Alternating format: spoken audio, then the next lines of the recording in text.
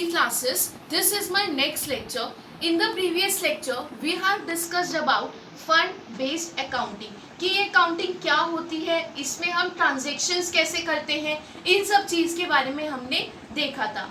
आज हम जो वीडियो देखने वाले हैं, जो टॉपिक देखने वाले हैं, वो बहुत ज़्यादा इम्पॉर्टेंट है। लेकिन मैं उससे पहले आपको रिकमेंड करूँगी कि आप जाके लेक्चर नंबर 4 देखो, that is fund based accounting. उससे ही आपको इस लेक्चर के बारे में समझ आएगा। And let's start our today's topic. What is it? Accounting treatment of important items of income and expenditure account.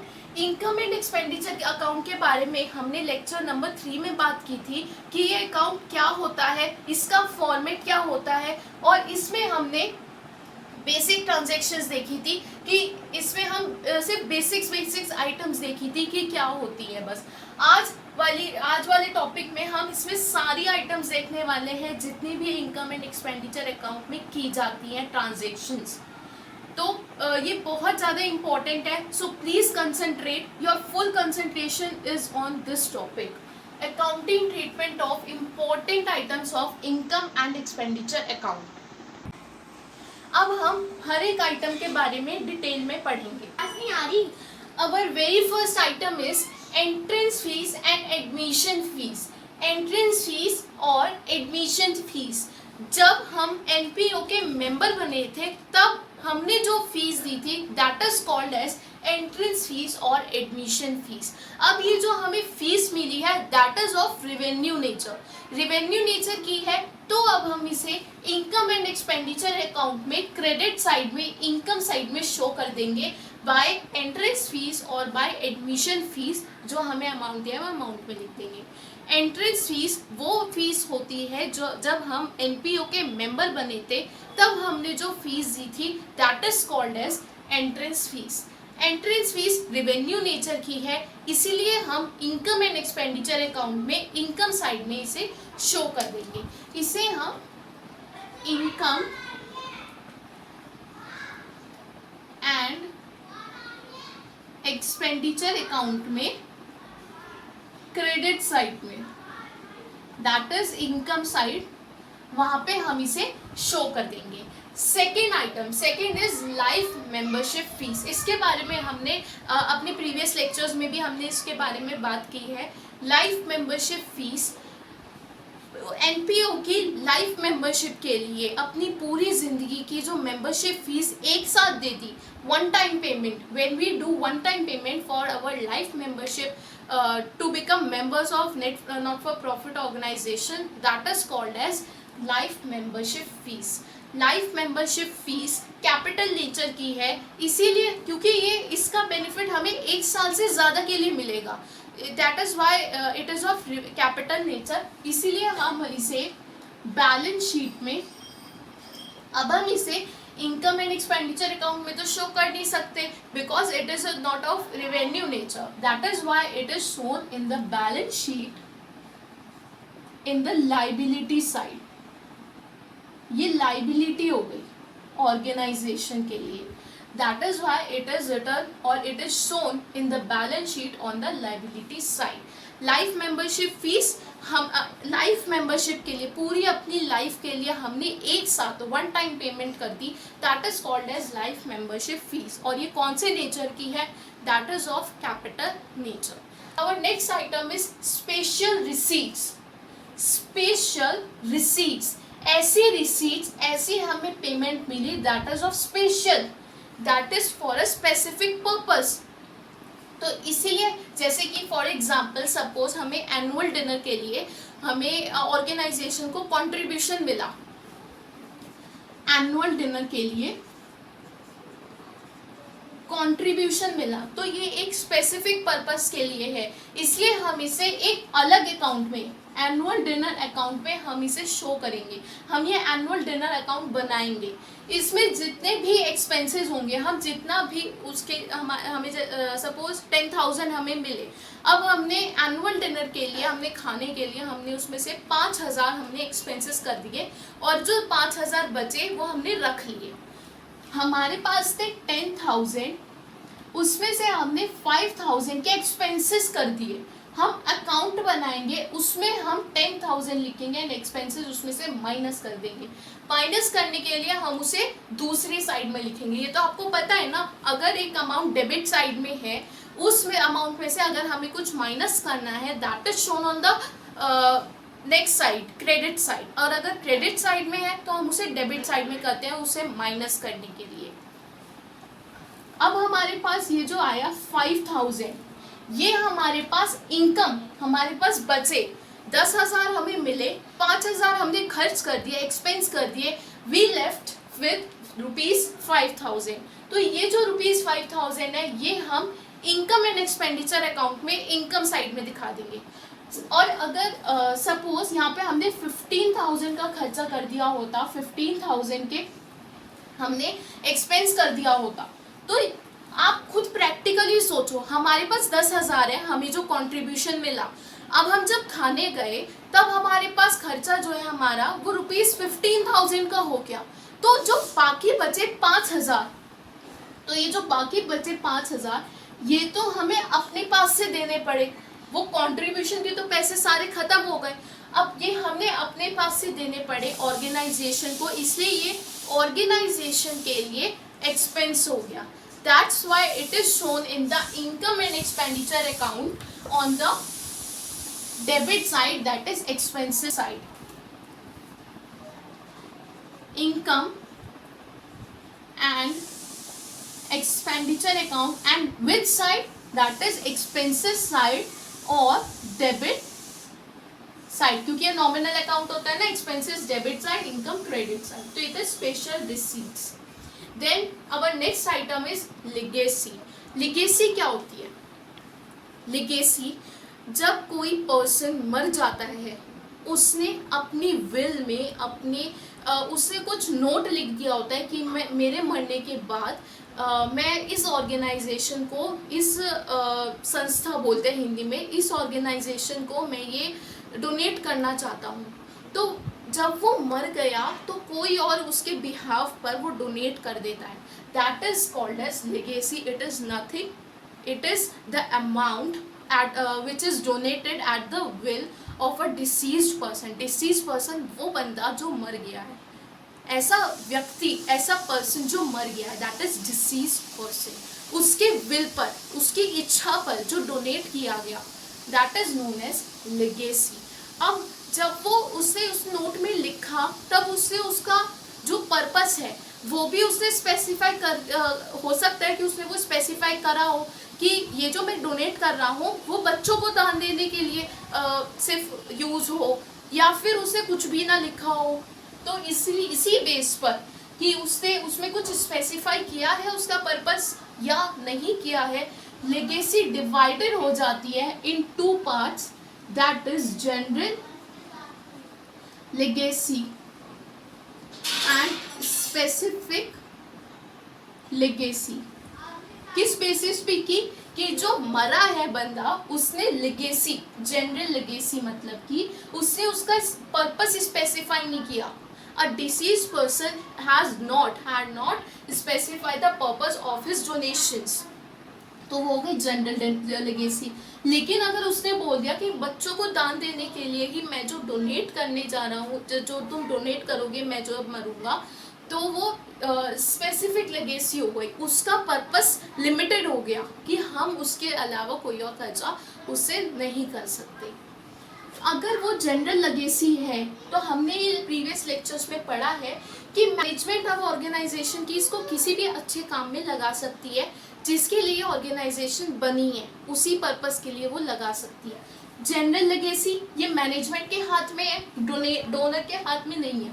तो इसीलिए हम इसको क्या करते थे, हम जनरल लेगेसी को, जिसका पर्पस स्पेसिफिक नहीं है, हम इसको इनकम एंड एक्सपेंडिचर अकाउंट में शो करते हैं। अब हमें डोनेशन मिली है तो किस साइड आएगी, एक्सपेंसेस साइड या इनकम साइड? इनकम साइड आएगी। इनकम साइड कौन सी साइड होती है? नॉमिनल अकाउंट में इनकम साइड कौन सी साइड होती है? इनकम साइड क्रेडिट साइड होती है। तो हम यहाँ पे क्रेडिट साइड ही लिख देते हैं, क्रेडिट साइड। अब स्पेसिफिक लेगेसी जिसका पर्पस स्पेसिफिक है, इसको हम इनकम एंड एक्सपेंडिचर अकाउंट में नहीं शो कर सकते क्योंकि इसका पर्पस स्पेसिफिक है और किसी चीज के लिए ये यूज नहीं हो सकता, इसलिए ये बैलेंस शीट में इसके बारे में हम बहुत अच्छे से एक्सप्लेन कर चुके हैं अपने प्रीवियस लेक्चर्स में। बैलेंस शीट, ठीक है, मैंने आपको बता दिया, आई होप मैं आपको समझा पाई लेगेसी के बारे में। बैलेंस शीट में ये कौन सी साइड आएगा, लायबिलिटी साइड में ये शो कर दिया जाएगा। सबसे पहले एंट्रेंस फीस, ऐसी फीस जब हम नॉट फॉर प्रॉफिट ऑर्गेनाइजेशन के एनपीओ के मेंबर्स बने थे, जब हमने वो फीस दी थी, that is known as entrance fees. Life membership fees, special receipts, legacy, इन चारों के बारे में अब हमने अच्छे से बात कर लिया। आई होप इन चारों के बारे में आपको मैं समझा पाई। Our next item is donations. Donations ये भी लेगेसी की तरह है, लेकिन लेगेसी का एक मतलब था कि जो मरा है, that are the deceased person, उसके विल पे जो डोनेट किया गया है, दैट इज लेगेसी। डोनेशंस में किसी ने हमें डोनेट किया, उसका भी पर्पस होगा, अगर उसका कुछ पर्पस नहीं है वो जनरल हो गया, इसलिए इसकी भी दो कैटेगरीज हो गई, जनरल एंड स्पेसिफिक। सेम वही फॉर्मूला लगेगा और सेम वही ट्रांजेक्शन्स होंगी। अगर जनरल डोनेशंस हैं तो इनकम एंड एक्सपेंडिचर अकाउंट में इनकम साइड में उसे शो कर दिया जाएगा, and if it is specific donations then it will be shown on in the balance sheet on the liability side. Next item is sale of old assets. Old assets, पुराने assets हमने बेच दिए, पुराने assets हमने बेच दिए। अब जैसे एसेट हमारा लैंड एंड बिल्डिंग ले लेते हैं, लैंड एंड बिल्डिंग, हमने अब बिल्डिंग हमने बेच दी। अब जो बेची हमने वो हम बिल्डिंग अकाउंट में उसमें से माइनस कर देंगे, सेल वैल्यू जो है वो उसमें चली जाएगी, बिल्डिंग अकाउंट में क्रेडिट कर देंगे उसको। लेकिन अब अगर हमारी जो बुक वैल्यू है वो ज़्यादा है सेल वैल्यू से, अगर हमारी बुक वैल्यू ज़्यादा है सेल वैल्यू से, या हमारी सेल वैल्यू कम है बुक वैल्यू से, तो लॉस हो गया। जैसे बिल्डिंग है, उसकी बुक वैल्यू मतलब वो है 10,000 की, 10,000 की, लेकिन वो सेल हुई है 8,000 पे। उसकी बुक वैल्यू ज्यादा है सेल वैल्यू से, 10,000 के 8,000 में बिक गई, तो वो लॉस हो गया, इट इज अ लॉस। तो ये लॉस, ये 2,000 का जो लॉस आया, ये हम इनकम एंड एक्सपेंडिचर अकाउंट में एक्सपेंसेस साइड में शो कर देंगे। और ये 8,000 बिल्डिंग अकाउंट बनता है, बिल्डिंग अकाउंट एसेट अकाउंट है। अब ये बिल्डिंग अकाउंट में यहाँ पे 10,000 है, डेबिट होता है ना, और लेकिन जो सेल हुआ उसमें से गया वो क्रेडिट होता है 8,000, और जो लॉस हुआ 2,000 का वो हम इनकम एंड एक्सपेंडिचर अकाउंट में एक्सपेंसेस साइड में शो कर देंगे। सपोज अगर यहाँ पे 18,000 होता, sale value is more than the book value, then it is a profit for the company. ये 8,000 का या 8,000 का ये प्रॉफिट हो गया। तो अब जब ये प्रॉफिट हुआ, जब ये प्रॉफिट है कंपनी के लिए, ऑर्गेनाइजेशन के लिए, तब ये profit income and expenditure account में इनकम साइड में शो किया जाएगा। If it is a profit, then it is shown on the credit side of the income and expenditure account, and if it is a loss, then it is shown in the income and expenditure account on the expenses side. Sale of old asset समझ में आ गया? I hope आपको समझ में आ गया होगा, या मैं आपको अच्छे से समझा पाई हूँ। Next item is sale of used sports material. It is very important. Used sports material. अब स्पोर्ट्स मटेरियल मतलब स्पोर्ट्स के लिए जितना भी हमारा मटेरियल है वो एक एसेट हुआ हमारे लिए। हम स्पोर्ट्स मटेरियल को पहले देखते हैं कहाँ शो करेंगे।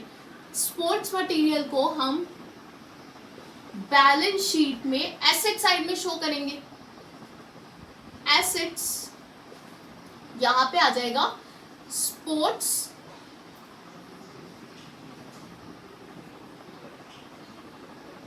मटेरियल, क्योंकि ये एसेट है।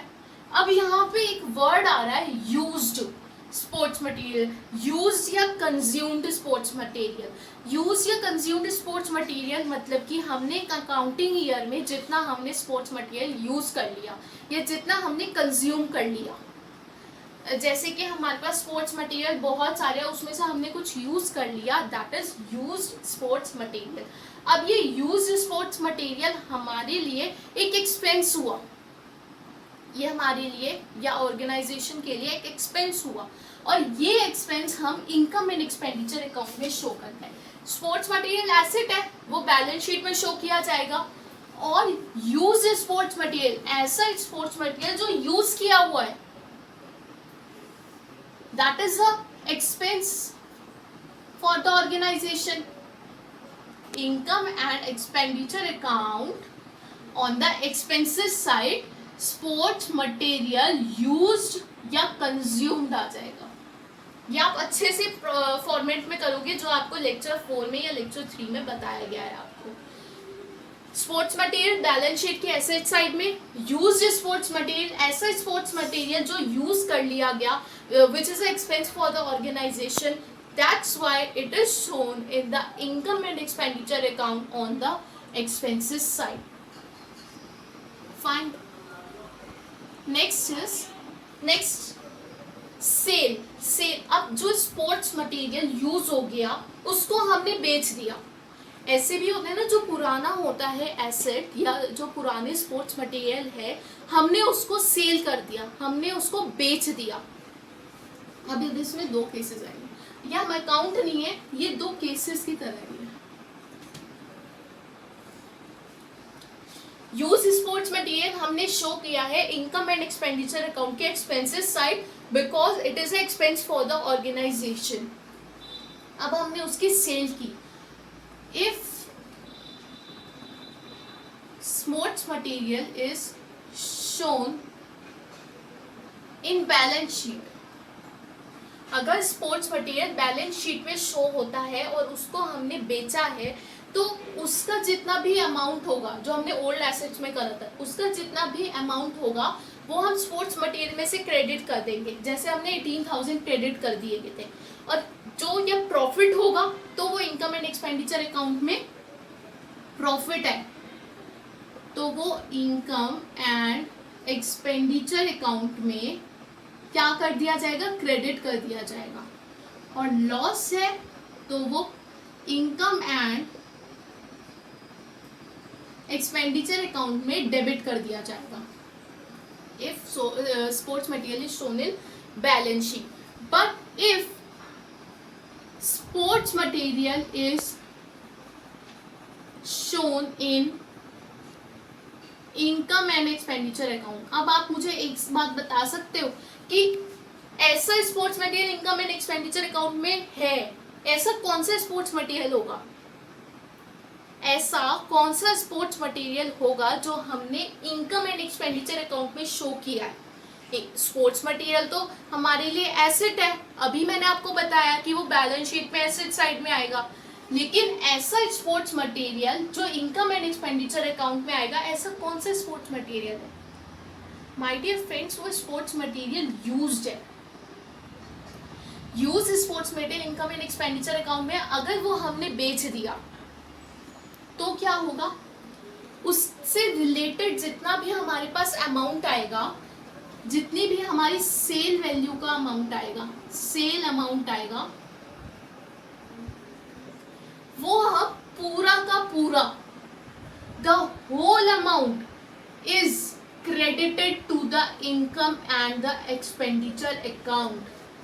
If sports material is shown in income and expenditure account, then the wholesale amount is credited to the income and expenditure account. जितना प्रॉफिट है, लॉस है, उससे हमें कुछ फर्क नहीं पड़ता है, वो हम क्रेडिट कर देंगे इनकम एंड एक्सपेंडिचर अकाउंट में।